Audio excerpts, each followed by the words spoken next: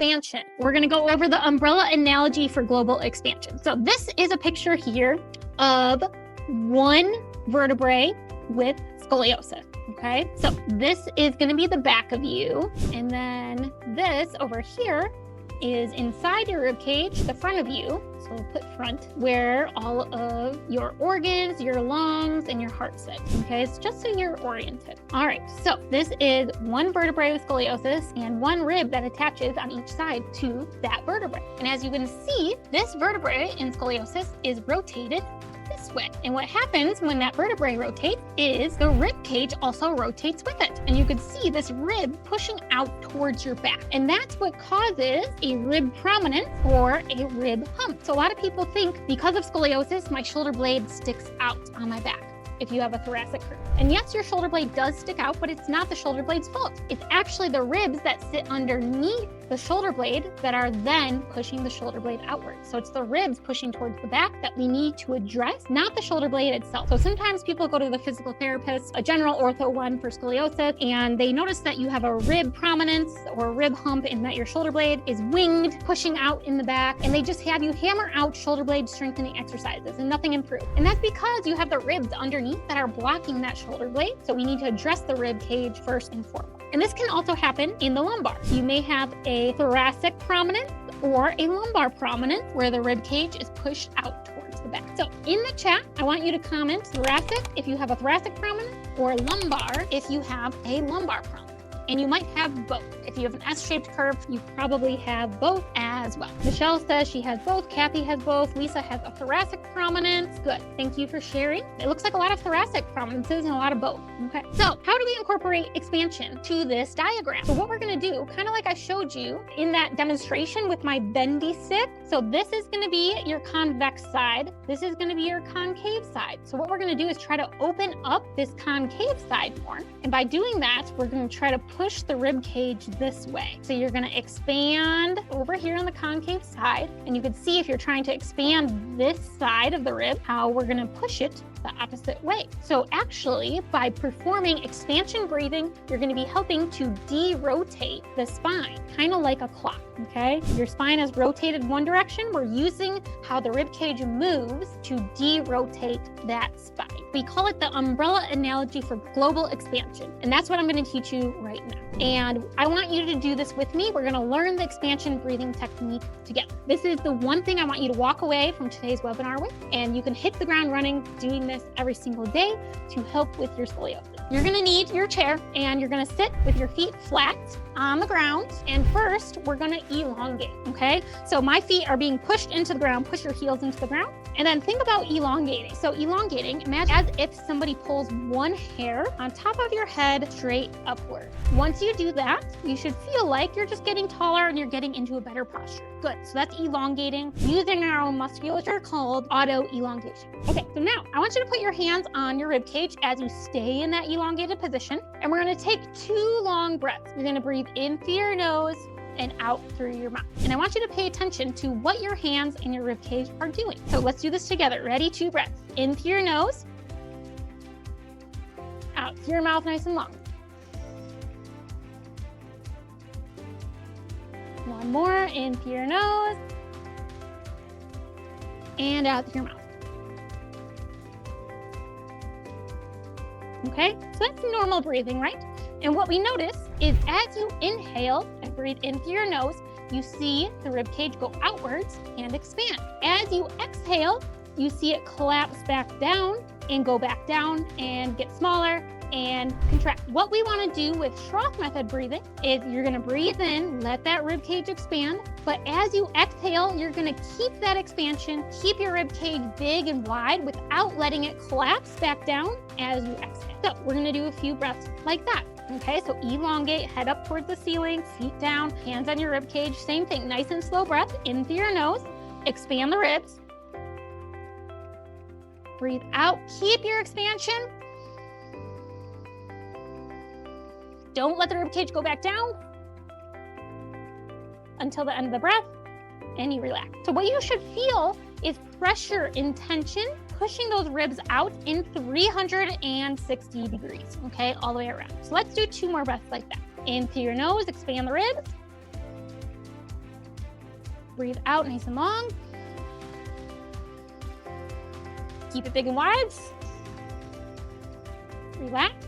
You know you're doing it right if at the end of the breath you get that little relaxation, because eventually your rib cage is going to go back down, because that's how we function in our human anatomy. One more. In through your nose, expand the ribs. Keep it big and wide. Exhale.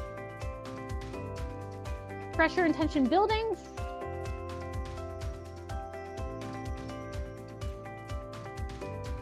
And relax. Okay?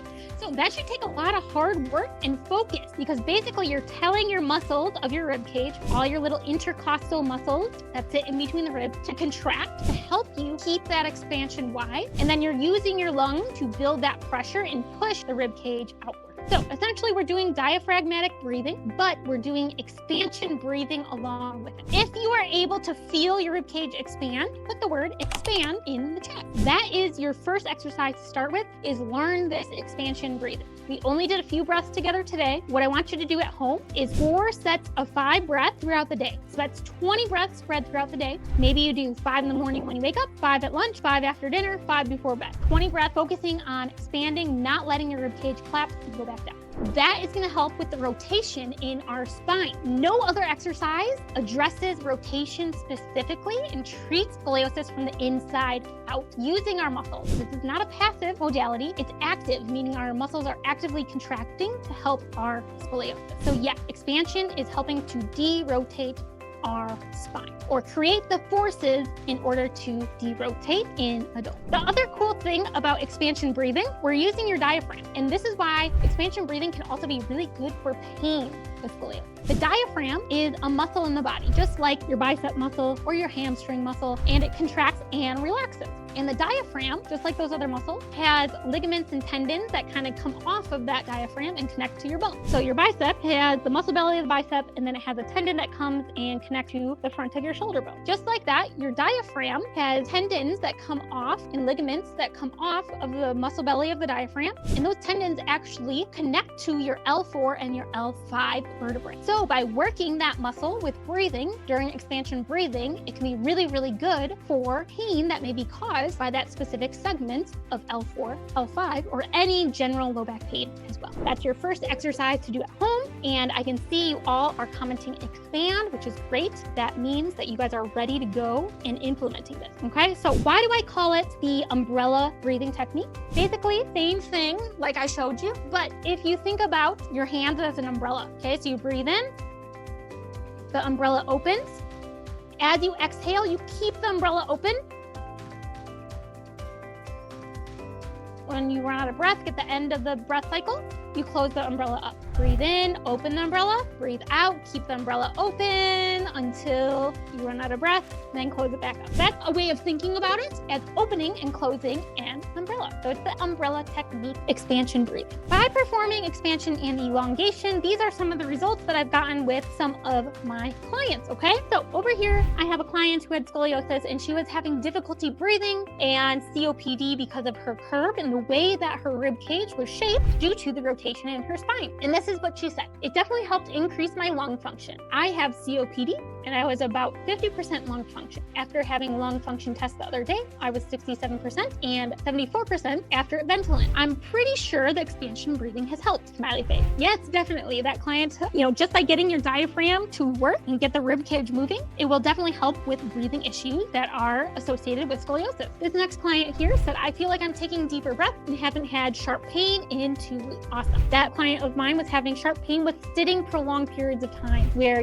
she was out to eat with some friends at a restaurant. She would have to get up after, 20 minutes or so because she was having sharp pain in the back, and she'd have to stand up, walk around, and come back, which doesn't help you have a nice dinner with friends, right? Just by doing expansion and elongation for 2 weeks, she had not felt that sharp pain again, which is awesome. All right, this client here, her name is Peggy. She said, I find that if my thoracic back starts hurting when I'm out of the house, like shopping, I can do Schroth breathing, and it gets rid of the pain as long as I do the Schroth breathing when the pain starts, okay? So Schroth breathing, she's referring to the expansion breathing technique. This is another client who said, I began 6/24/24 and have done very well using the umbrella breathing, what we just talked about. For the past 8 PT appointments, I've left feeling wonderful, no pain, and has lasted sometimes for the rest of the day until I'm standing in the kitchen preparing dinner. I want you to know how wonderful the Schroth breathing has been for me, and I sincerely thank you. I hope to continue with PT. In the meantime, I continue to do my exercises at home religiously. I have a private trainer and went to the gym 2 times a week for years until the pandemic. I'm at the point where I now